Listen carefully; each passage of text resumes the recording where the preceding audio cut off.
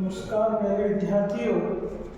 जैसा कि हम अध्ययन कर रहे थे सॉलिड स्टेट फिजिक्स में जो क्रिस्टल स्ट्रक्चर होती है उसमें जो सिंपल क्यूबिक स्ट्रक्चर था, बॉडी सेंटर्ड और फेस सेंटर्ड, तीन प्रकार के थे। सरल घनीय, अंतःकेंद्रित और जो फेस सेंटर्ड था वो थे। उसमें सबसे पहला अपना है सिंपल क्यूबिक स्ट्रक्चर। क्या है? सरल घनीय संरचना। उसकी संरचना हमने ज्यामिति इस रूप से पढ़ी थी, यानी कि इसमें एक कोई परमाणु है, माना ये परमाणु ले लिया हमने, इसके पास कितने परमाणु स्थित हैं? ये कोई परमाणु है तो इसके पास एक तो इस जालक बिंदु पर स्थित होगा, 2 नंबर पे यहाँ होगा, 3, 4, 5 और 6। यानी कि कोई सा भी एक जालक बिंदु के पास जब हम परमाणु की बात करेंगे तो एक के पास कितने स्थित होंगे? 6 होंगे। जैसे भी चलो इसको जोड़ के हम इसकी चर्चा करें तो इसके पास ये भी है, इसके पास ये भी है, ये भी है, ये भी है, ये भी है और ये भी है। तो क्या कह सकते हैं कि जो सबसे पहले कोऑर्डिनेशन इसका जो नंबर निकालते हैं, कौन सी सामान्य संख्या कि किस किस से साझेदारी करता है या किस किस कौन कौन सा परमाणु इसके पास स्थित है, उसके बारे में जब हम जानकारी प्राप्त करते हैं तो इसमें बताया जाता है कि घनीय संरचना की एकक कोशिका में जो प्रत्येक परमाणु होगा उस समान दूरी पर अपने पास जो स्थित परमाणु होंगे 6 परमाणु से घिरा होता है। जैसे किसी भी इसमें से एक परमाणु की हम बात करते हैं, इसमें जालक बिंदु कितने? 1, 2, 3, 4, 5, 6 और 7। कितने जालक बिंदु हैं? 7। तो एक तो हम ले रहे हैं जिसके पास हमारे को याद करना है किसके पास कितने, तो बचे कितने? 6 बच गए। चाहे कोई सा भी ये लेंगे तो 1, 2, 3, 4, 5, 6 बच गए। यदि इसकी चर्चा करें तो वही 6 बच गए। कहने का मतलब अपना क्या है कि घनीय संरचना के एकक कोशिका में प्रत्येक परमाणु समान दूरी पर निकटतम स्थित 6 परमाणु से, कितने परमाणु से? 6 परमाणु से घिरा होता है। इसलिए हम क्या कह सकते हैं कि सरल घनीय की सामान्य संख्या कितनी होती है? 6 होती है। कितनी होती है? कोऑर्डिनेशन नंबर 6 हो। पहली बात के लिए यानी कि पहला हमने जो सिंपल क्यूबिक में टॉपिक पढ़ा है क्या है?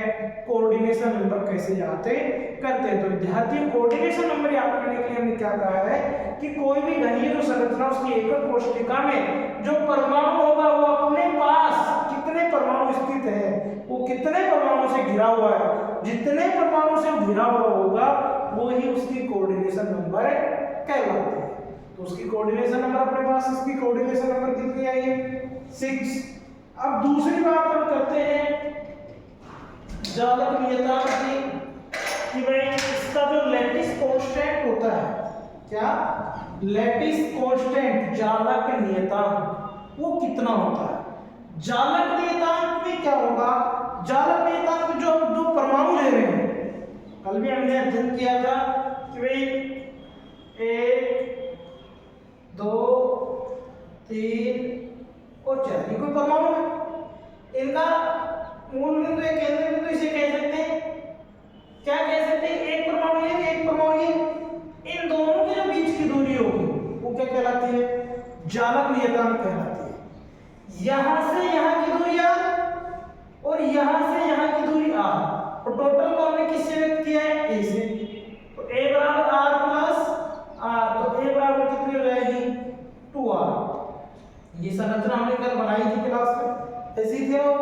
तो यदि इसकी और इसकी बात करें तो भी वही सेम, इसकी भी r है, इसकी भी r है, तो a बराबर क्या हो जाएगा? ये भी 2r हो जाएगा। इसी प्रकार इसकी और इसकी बात करेंगे, ये भी 2r, इसकी बात करेंगे तो ये भी 2r। मतलब हम क्या कह सकते हैं जालक नियतांक में कि यदि सरल घनीय एकक कोशिका का जालक नियतांक a है तो यह दूरी स्पर्श करते हुए 2 परमाणु के केंद्रों के बीच की दूरी के बराबर होती है। वही कायम है कि ये 2 परमाणु है, माना पहला परमाणु और इसके पास दूसरा स्पर्श करते हुए रहेगा इस समान दूरी पे, तो इसका केंद्र बिंदु ये, इसका केंद्र बिंदु यहाँ होगा, तो इसके केंद्र बिंदु से यहाँ तक की दूरी क्या होती है?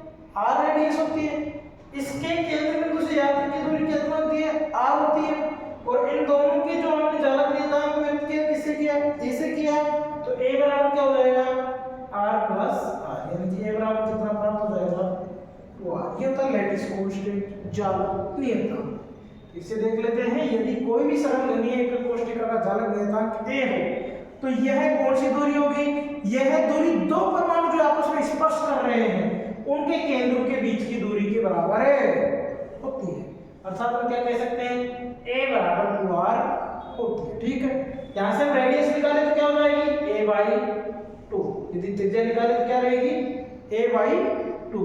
अब होता है तीसरा जो इसमें पॉइंट है, volume of a unit cell, एकक कोष्ठिका का आयतन। एक टॉपिक समझ में आ जाएगा, आगे बीसीसी भी ऐसे रहेगा, एफसीसी भी ऐसे रहेगा, षटकोणीय श्रृंखला पढ़ेंगे वो भी ऐसी रहेगी। तो पहला जो टॉपिक अपना सिंपल क्यूबिक है, इसको अच्छे से समझ लो। सेकंड और थर्ड और फोर्थ जो टॉपिक है वो आराम से समझ में आ जाएगा।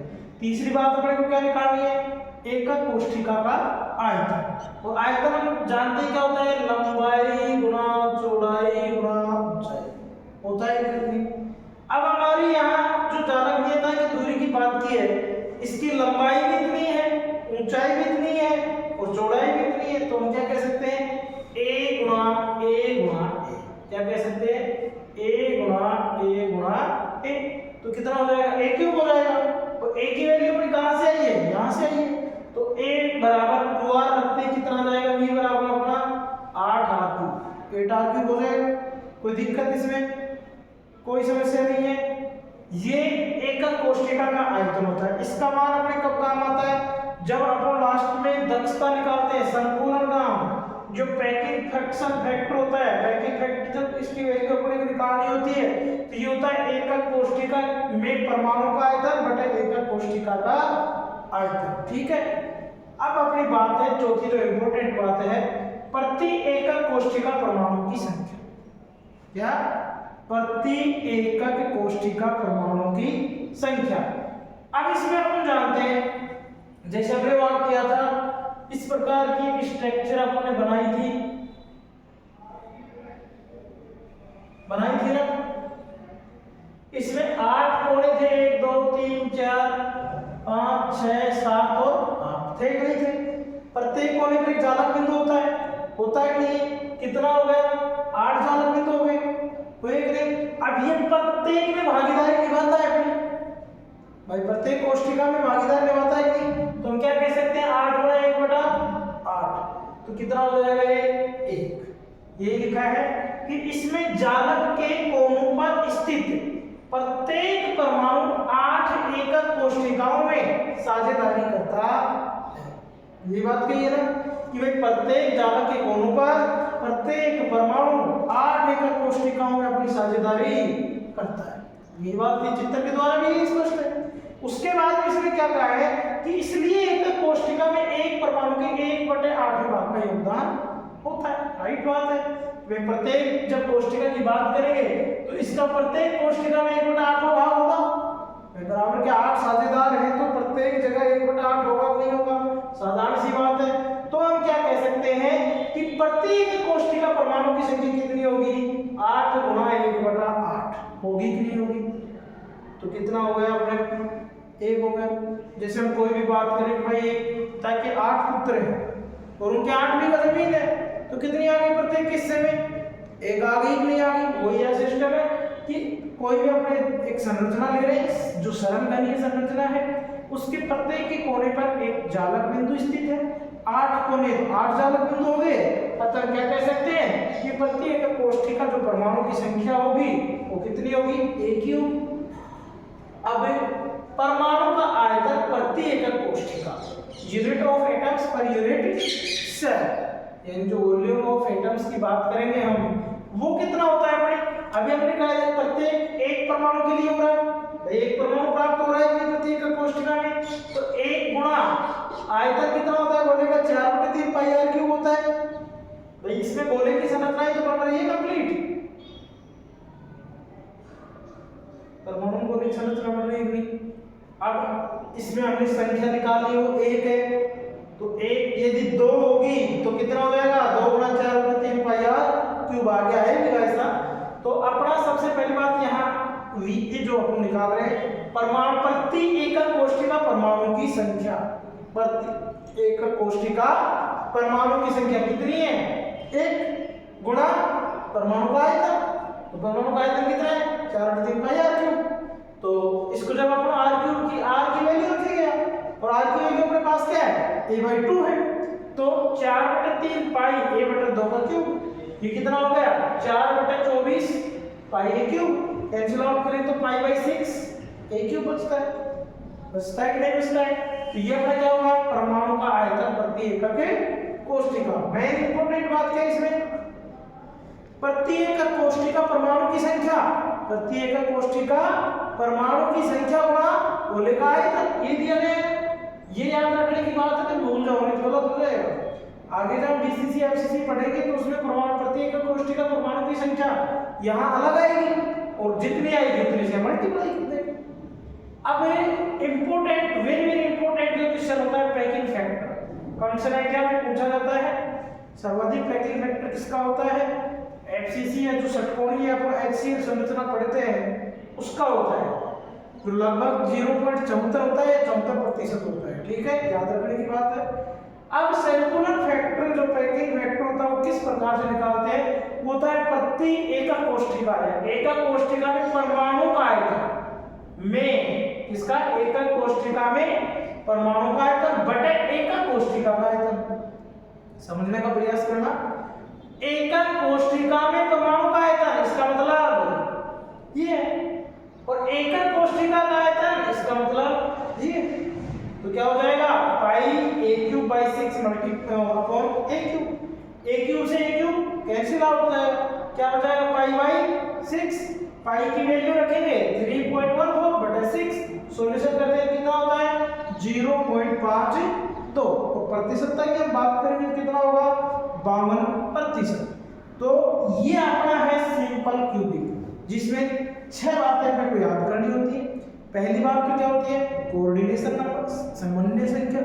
दूसरी बात क्या होगी लैटिस कांस्टेंट, जालक नियतांक। तीसरी बात क्या होगी वॉल्यूम ऑफ यूनिट सेल, एकक कोष्ठिका का आयतन। चौथी बात हमने क्या निकाली है प्रति एकक कोष्ठिका परमाणु की संख्या। पांचवी बात हमने क्या निकाली है परमाणु का आयतन प्रति एकक कोष्ठिका। और छठी बात जो अपनी है वो क्या है संकुलन गुणांक। ठीक है, अब जो नेक्स्ट अध्ययन करेंगे वो बीसीसी का होगा। एससी का कंप्लीट हो गया, अब अध्ययन होगा अपना बीसीसी का, फिर एफसीसी का, फिर षटकोणीय संरचना का। ठीक है, धन्यवाद।